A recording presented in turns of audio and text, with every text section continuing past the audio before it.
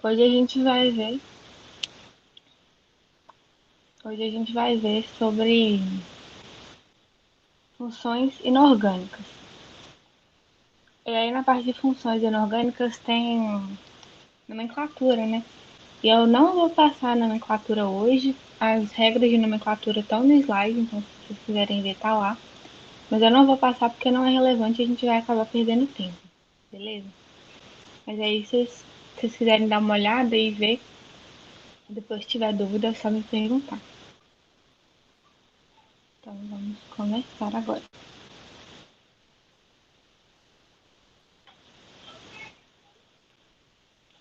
Então, a gente vai estudar as funções inorgânicas, que são quatro, que é os óxidos, os ácidos, as bases e os sais.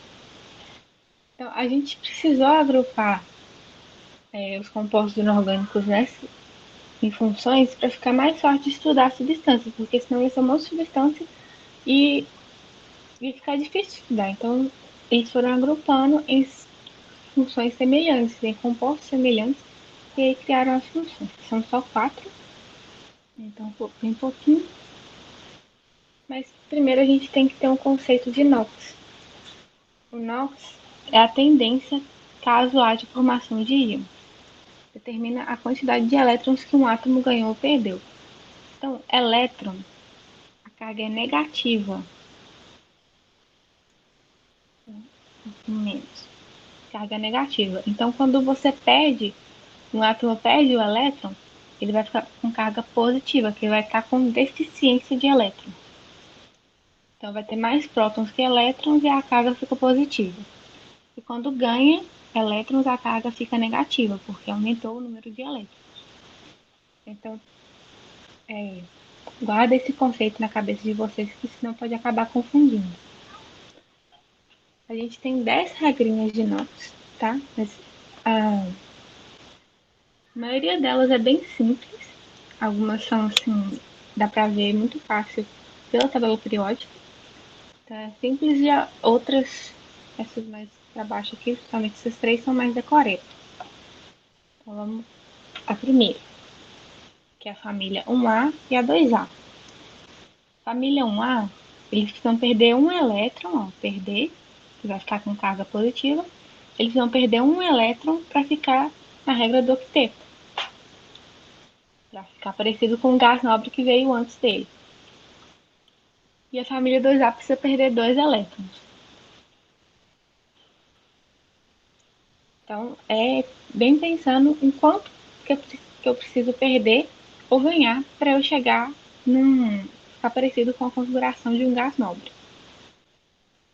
E aí a gente tem a família 7A, 6A e a 5A.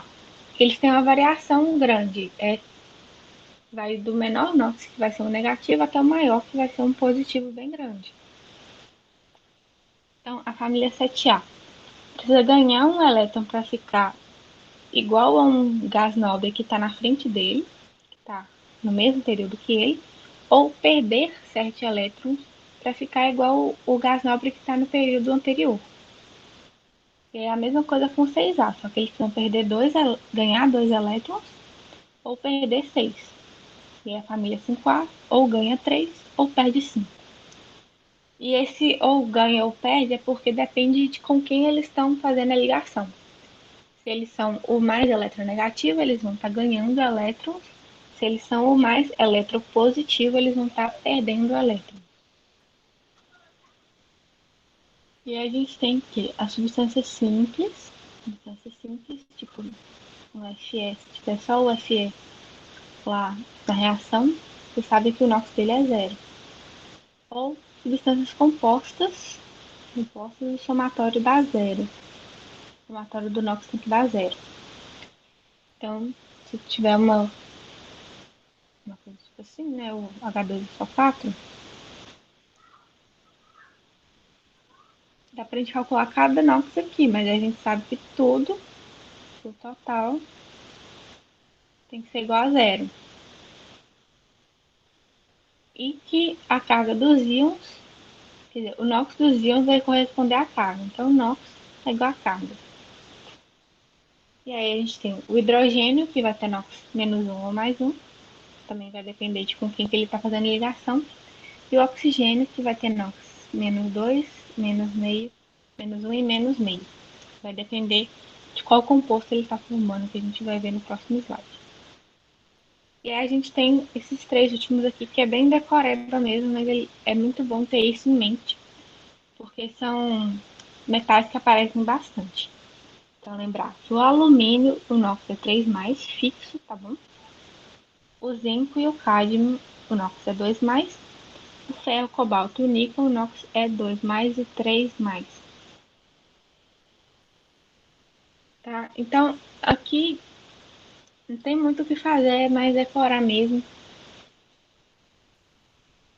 Mas como vocês podem ver, né, como eu falei, tipo, é mais esses três aqui que é bem decorar mesmo, sabe? E o NOx vai ser importante para a gente ver reações de oxirredução, quando a gente estiver vendo eletroquímica também é importante. Então é uma coisa para vocês terem em mente, assim, mas também não precisa ficar tão apegado. Só para auxiliar, principalmente em eletroquímica, vai ser para ajudar. E agora, os óxidos. Os óxidos são compostos binários que têm oxigênio. Então, eles podem ser um óxido quando o oxigênio tem um NOx 2 menos. Então, composto binário é porque tem dois átomos. Então, quando eu tiver um oxigênio aqui e por exemplo, tá ali embaixo, o CO2. Quando tiver assim, é um óxido. Aí tem os peróxidos, que é o NOx -1, que é, por exemplo, água oxigenada, né, que é o H2O2. E os superóxidos, que vai ter, o O vai ter NOx -meio. Tá? Assim.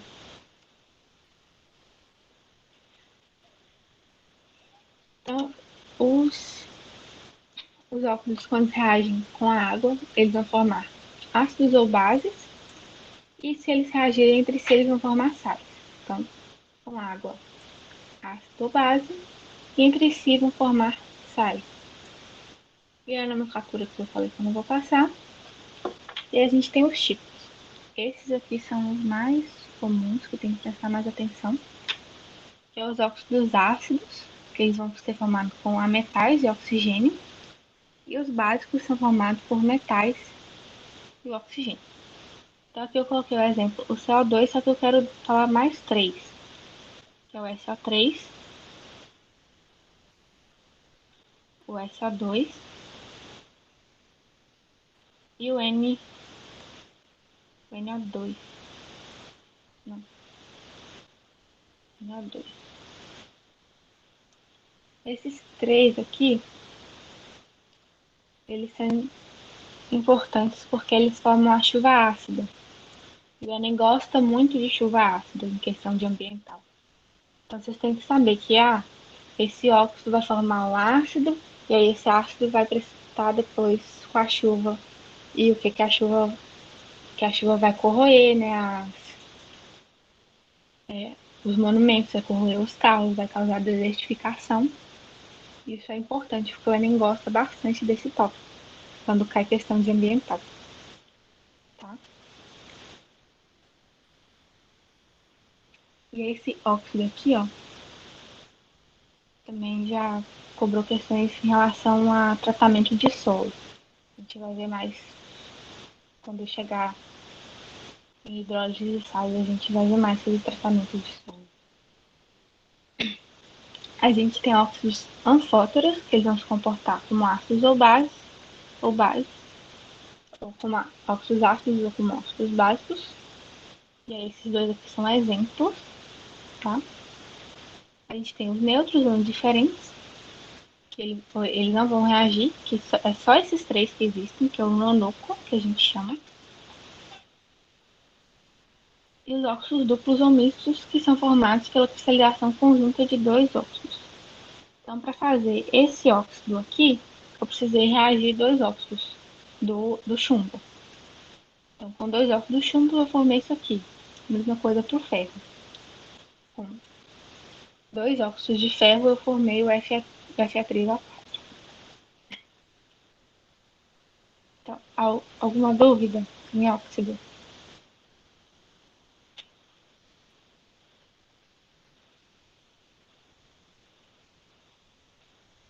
Não, não é com nenhuma substância, mas é muito difícil, né? A gente vê lá em biologia que o monóxido de carbono, ele interage muito com a hemoglobina, né? Por isso que é tóxico para a gente. Ele interage mais com a hemoglobina do que o oxigênio, mas no geral ele é muito difícil de interagir, todos esses três aqui, entendeu?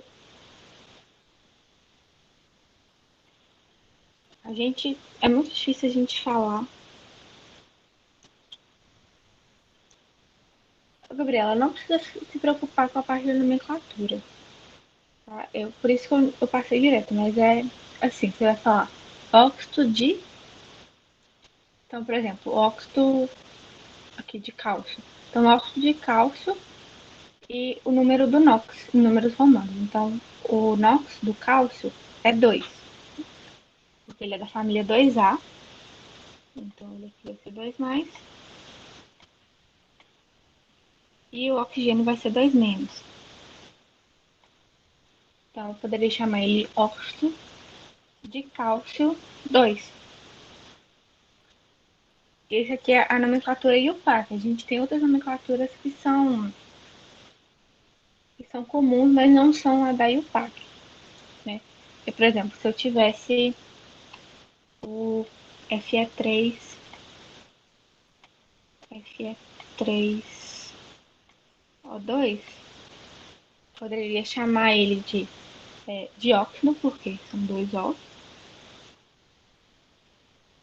Não, Fe2O3. Eu poderia chamar ele de trióxido, no caso, né? Fe2O3. Então, de trióxido de férrico. Não, de férrico. Mas a nomenclatura não precisa se preocupar, porque não vai ter nada cobrando isso, entendeu? Então, seria só eu ficar passando um monte de regra aqui pra vocês, que no final das contas não vai cair nada. Por isso que eu vou passar, não vou falar nada, não vou passar a nomenclatura. Beleza?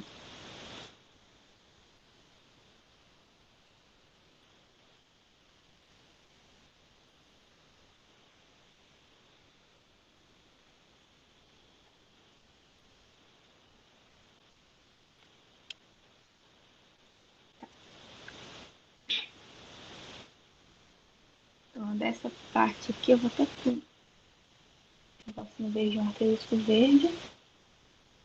Isso aqui é importante, essa parte aqui.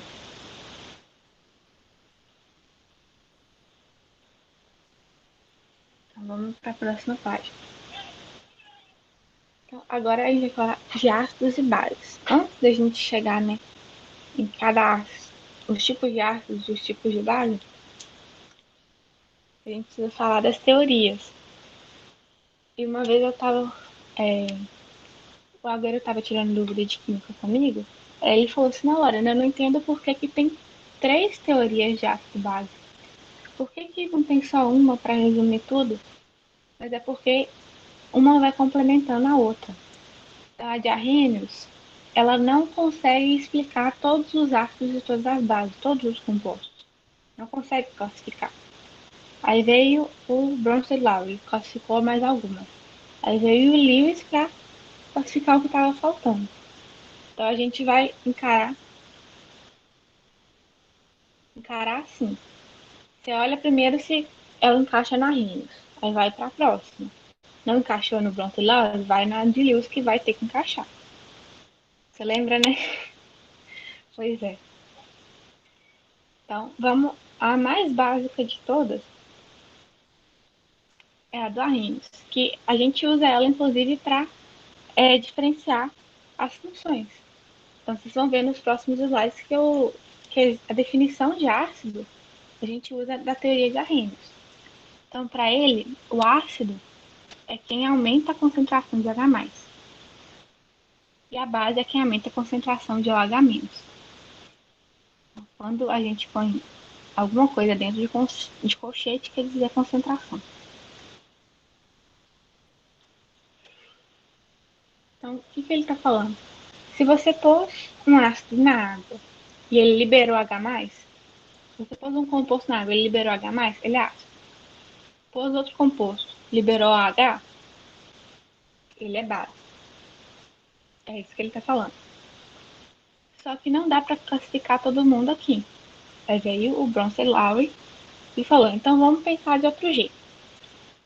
Aí eles falaram assim, o ácido vai doa H+, ácido doa e base recebe H+. E a gente sempre, quando estiver falando de Bronson Lowry, vai ter que olhar uma reação. Porque a gente vai ter os pares de ácido base conjugado. Que a gente vai ver agora nessa reação aí. Então, ó, a gente tem aqui desse lado amônia e água.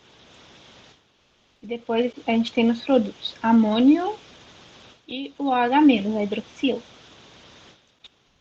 Então, a amônia virou amônio e a água virou hidroxila. E agora vamos ver aqui. A amônia, ela ganhou ou perdeu H+?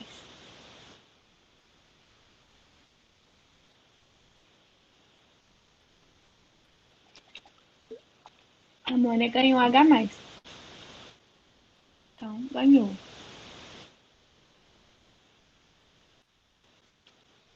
Ganhou. Então, a amônia vai ser base. Que ela está recebendo.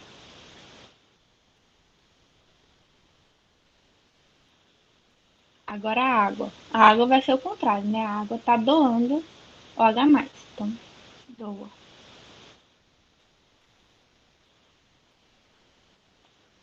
E aí a água vai ser ácida.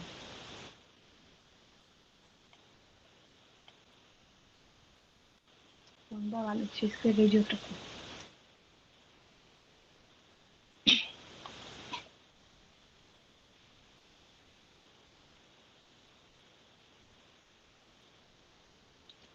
A água vai ser ácida. Eu vou pôr só um A. Isso. Pronto, a gente olhou do lado dos reagentes. Agora a gente tem que olhar do lado dos produtos. Se eu falei que a amônia virou amônio, o amônio vai ser o ácido conjugado. Ó, olha ali embaixo, que tá muito embolado.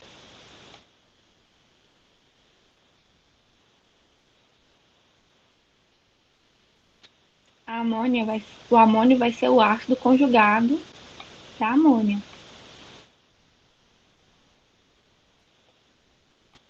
E a hidroxila vai ser a base conjugada.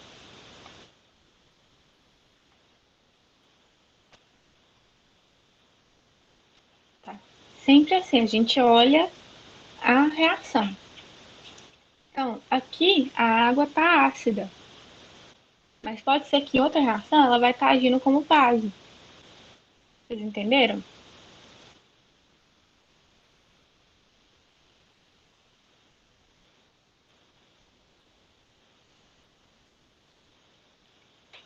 Então, agora a próxima, que é a de Lewis.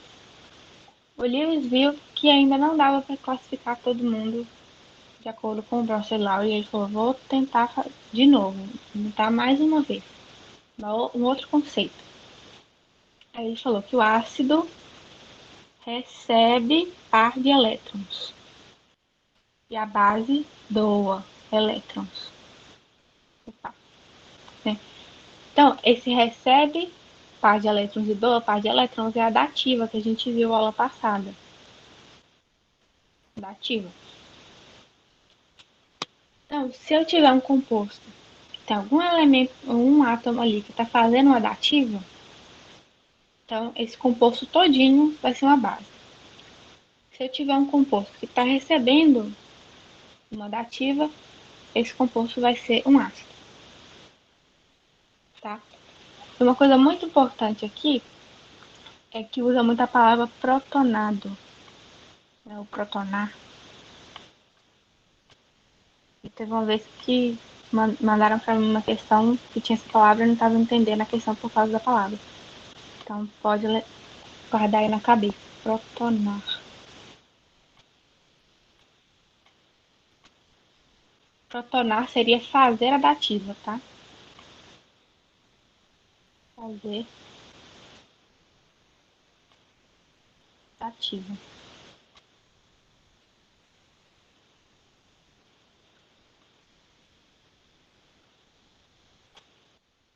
A gente usa muito a teoria do Lewis para classificar as bases orgânicas, porque que são as aminas e as amidas, né? E elas têm um nitrogênio. O nitrogênio, vocês lembram que eu mostrei ontem? Ontem não, semana passada. Olha, eu não sei exatamente se vem de prótons. Eu não sei te falar, mas pode ser que seja. Porque o próton não está envolvido, né? Não, não é iônico, mas pode ser. Então, o nitrogênio fica com esse par aqui, ó. Esse par que pode fazer a dativa. Para fazer a dativa, eu vou pôr um oxigênio aqui só para representar.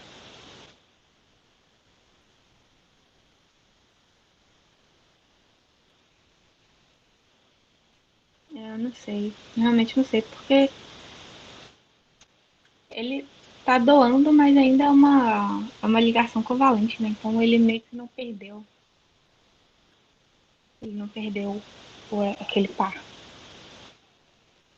Então, ó, o nitrogênio tem esse parzinho aqui que ele pode fazer dativa com ele. Então, depois que ele fez a dativa, a gente fala que ele está protonado. E as aminas, elas conseguem protonar, porque elas têm o nitrogênio lá. E elas são as bases orgânicas. Dativa é só quando eu tenho um átomo que ele já está completo no octeto, mas está sobrando um par aqui em cima. Ó. Por exemplo, se eu tiver aqui um H, uma cadeia grandona aqui e outra cadeia grandona aqui. Aí tava sobrando esse par. Aí esse par aqui dá para fazer dativa com ele. Mas é aquilo que eu falei com o Agüero. Essa dativa continua sendo uma ligação covalente. Ele não é igual na ligação iônica que realmente tipo, um perde o elétron e o outro ganha. Não é assim.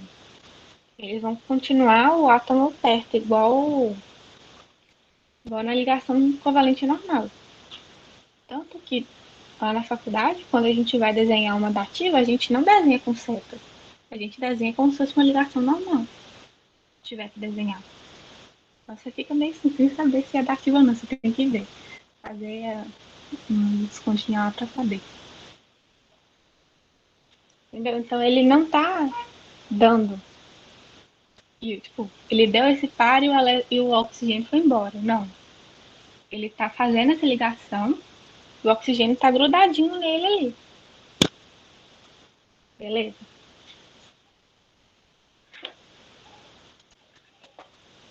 Então, outra coisa importante são as taxas de pH.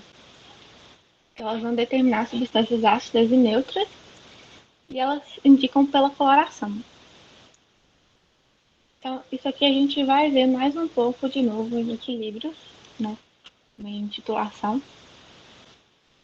Mas agora eles podem, em questões assim, ter até duas questões disso.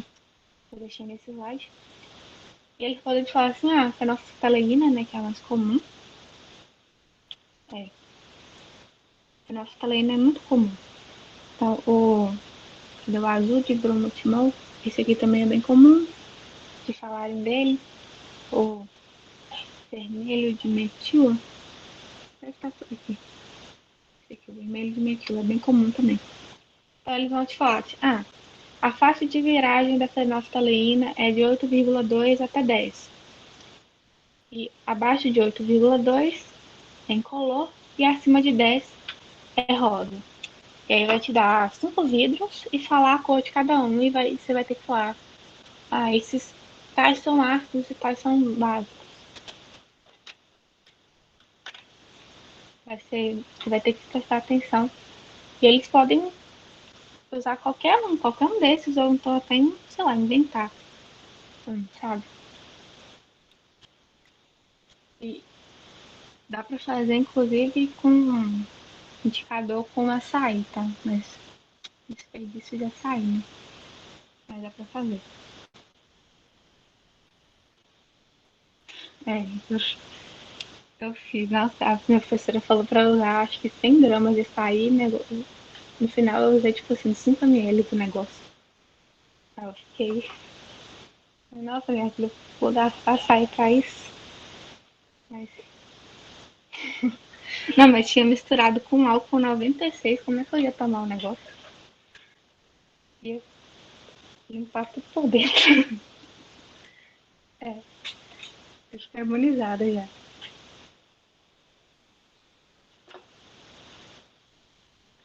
Eu perdi meu nome. Então, agora os ácidos. Gente, cadê meu nome?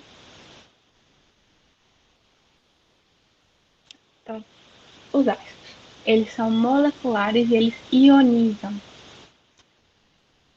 Então, quando a gente põe ele na água, ele vai ionizar. A gente fala que ioniza porque eles não são.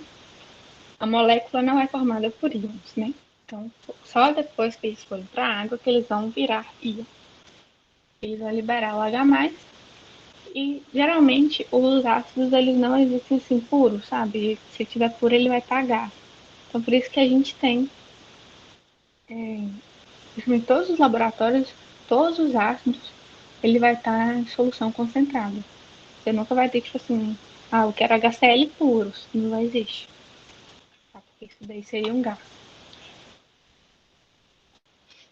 Então, a gente tem dois parâmetros importantes para lembrar, que são, se um ácido não tem oxigênio, ele é hidrácido, e se o ácido tem oxigênio, ele é oxiácido.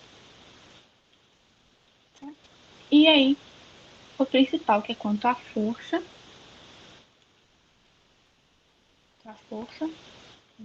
aqui, que a gente tem para classificar quanto à força dos hidrácidos, que é nesse sentido aqui, ó. Então, o mais forte é o HCl e o HF já é considerado moderado e o resto é tudo fraco.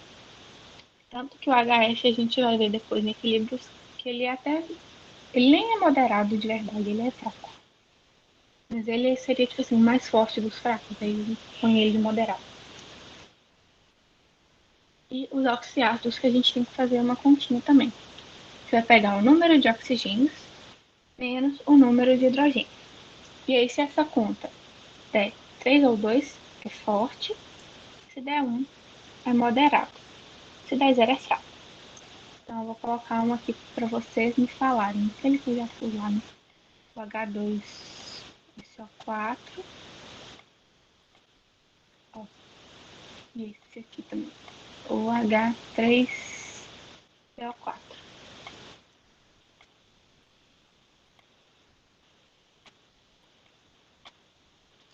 Tá, então, o que você tem que fazer? Você vai pegar o número de oxigênios, que é esse númerozinho aqui, menos o número de hidrogênios. O sulfúrico é forte. Então, a continha aqui vai dar 2. Ele é forte. E aí, o H3PO4, a continha vai dar 1. Moderado. Isso. Então, de ácidos é basicamente isso. Tá? Vocês têm que lembrar principalmente da força.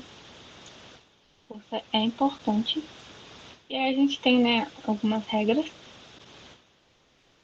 de nomenclatura que eu já falei. Não precisa ficar se atendo a isso. Tá? Até aqui, vocês têm alguma dúvida?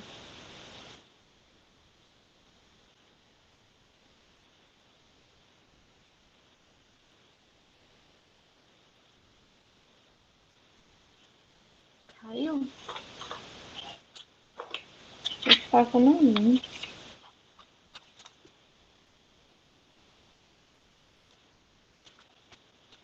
Uhum.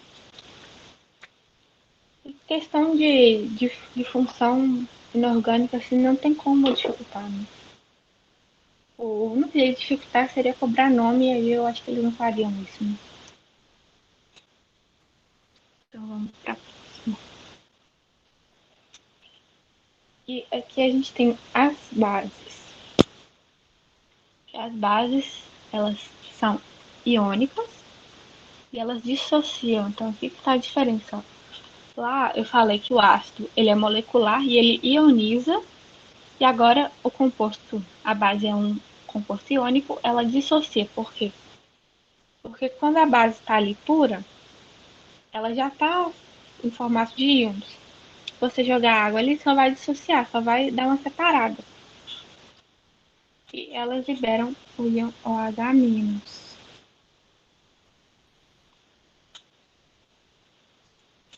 Tá? Então aqui a gente tem três parâmetros, são esses daqui. Esse daqui não é muito relevante não, mas esses daqui são.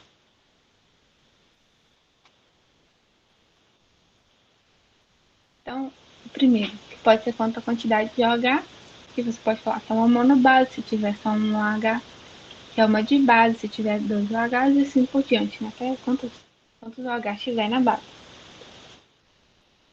E quanto à solubilidade, que é bem importante, que as solúveis são a da família 1A e o NH4OH.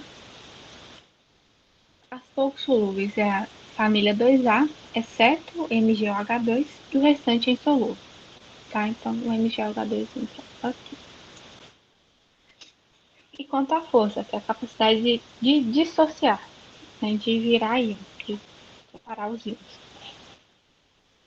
Elas são fortes, que é o A e a 2A, exceto MgOH2, que vai cair para cá, e as demais são fracas. Tá? Então, lembrar disso e disso. E da força. E aí a gente tem os nomes, as regrinhas de nomenclatura.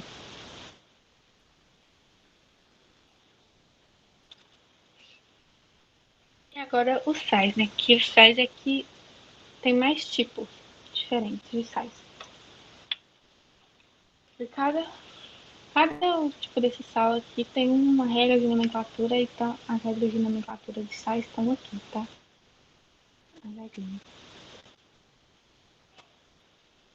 Então, eles também são compostos iônicos.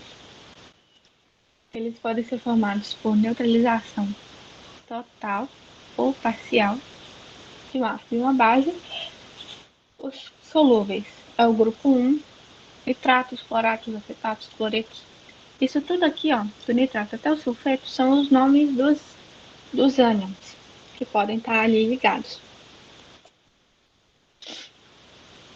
Então, nitrato seria o NO3, cloreto seria o Cl, né? Sulfatos é o SO4 e por aí vai. E os sais insolúveis são esses daqui, tá? Então, ó, esses daqui, prestar atenção neles, esse aqui também. Em geral, assim, prestar atenção em todos, mas principalmente nesses três, tá? E agora vamos para os tipos de sais. Então, a gente tem primeiro neutralização total. O que é neutralização? Primeiro, né? Vai ser, vou pegar um ácido e uma base de reagentes. E os produtos eu vou ter um sal e água. Sempre, gente, sempre.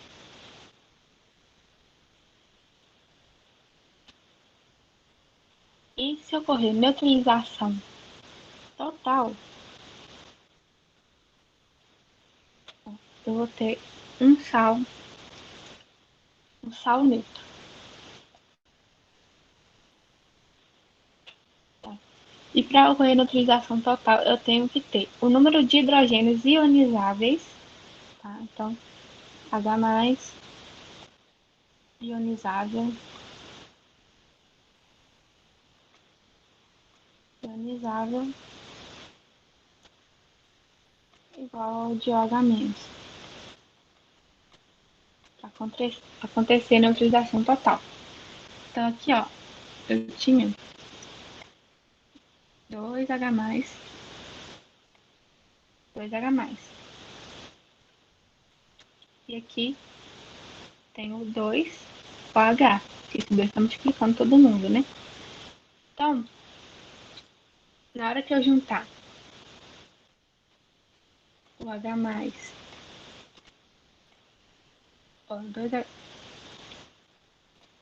2H+ com 2OH-, eu vou ter 2H2O.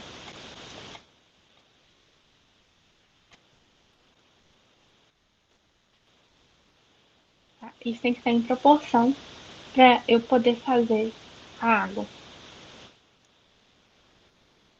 E esse exemplo de baixo que eu pus, eu quis trazer ele porque esse ácido a gente tem que prestar atenção nele, porque nem todos os hidrogênios que estão aqui, nem todos os hidrogênios que estão ali são ionizáveis. Por isso que essa neutralização é uma neutralização total. Tá? Então, nesse ácido aqui, só um hidrogênio que é ionizável. O resto não é. Então, a gente tem um OH, o H-, né? E aí vai juntar e vai fazer uma água. E vai dar um sal neutro também. E agora as neutralizações parciais. Pode se formar sal ácido ou sal básico. Tá? Então, se eu tiver mais H+ ionizado do que o H-, vai ficar sobrando um H, né? Sobrou aqui um H+, sobrou um H no meio do sal. Então, virou um sal ácido ou hidrogenossal. E o sal básico tem mais OH-, tá vendo? Aqui tem 4 e aqui só tem um H+. Tá fora de proporção. E aí, deu um sal com OH- no meio dele, então é um sal básico.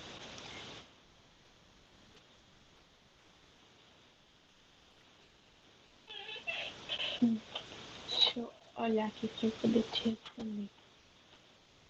É das ligações.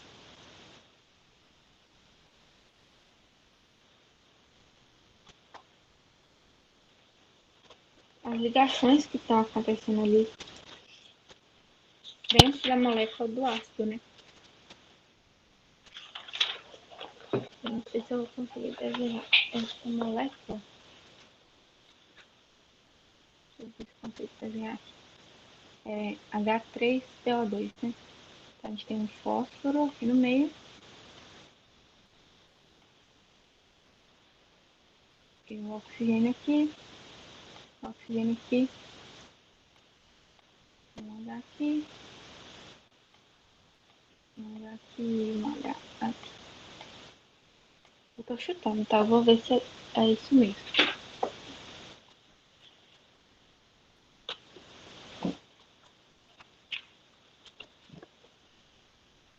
Ó, o fósforo faz 3 ligações. Tem 5 elétrons na última camada. Igual o nitrogênio. Ele está embaixo do nitrogênio. O oxigênio a gente sabe que é 6, né?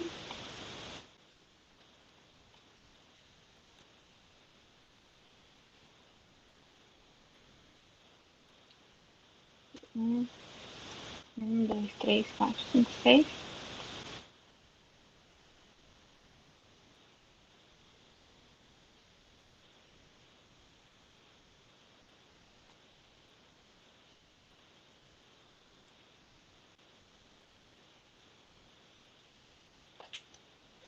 Então, Ó, você pode ver que só tem um hidrogênio aqui, né, que tá ligado no fósforo. O resto tá ligado no oxigênio.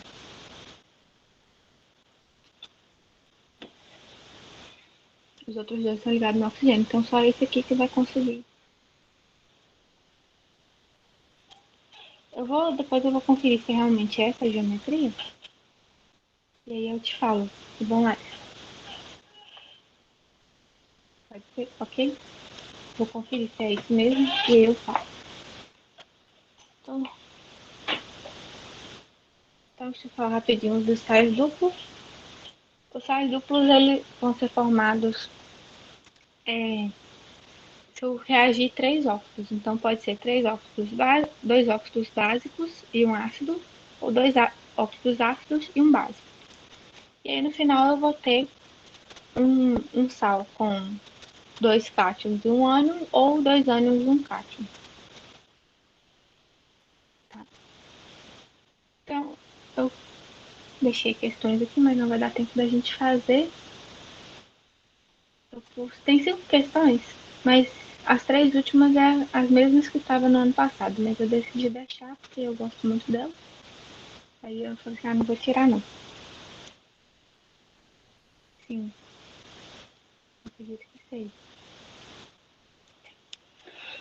E aí eu não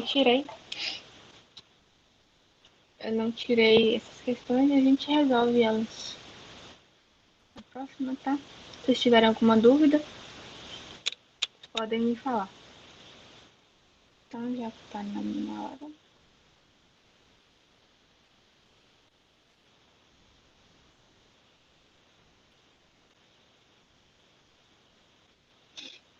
É porque, tipo assim, o fósforo, ele é menos eletronegativo que o oxigênio. Então a ligação aqui do hidrogênio com o fósforo é mais fraquinha, é mais fácil de cortar.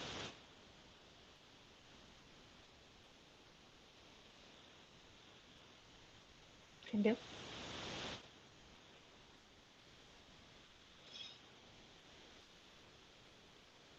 Nada. Então boa noite, gente. Até terça que vem.